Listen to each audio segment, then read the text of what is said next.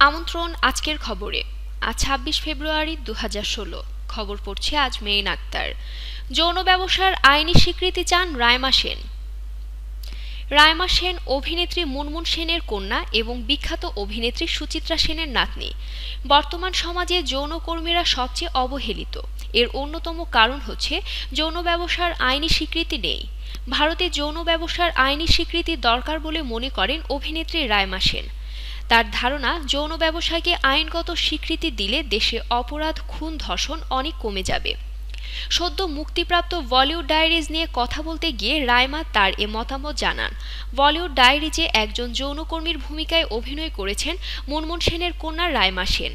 এতে অভিনয় করতে গিয়ে তিনি যৌনকর্মীরা সমাজে কতটা অবহেলিত তা উপলব্ধি করতে পেরেছেন।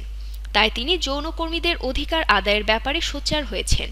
এ ছবিতে তাকে একাধিক সজ্জা ও খোলামেলা দৃশ্যে অভিনয় করতে হয়েছে। শুধু তাই নয়, কলকাতার যৌনপল্লী সোনাগাছিতে এ ছবির দৃশ্যধারণ হয়েছে। চরিত্রটিকে বাস্তবসম্মত করে তুলতে রাইমা একজন যৌনকর্মীর সার্বিক বিষয়াদি হুবহু অনুসরণ করেছেন। জানা গেছে, যৌনকর্মীদের জীবনযাত্রা নিয়েই এ ছবির প্রেক্ষাপট গড়ে উঠেছে। আজকের খবরের সাথে থাকার জন্য ধন্যবাদ।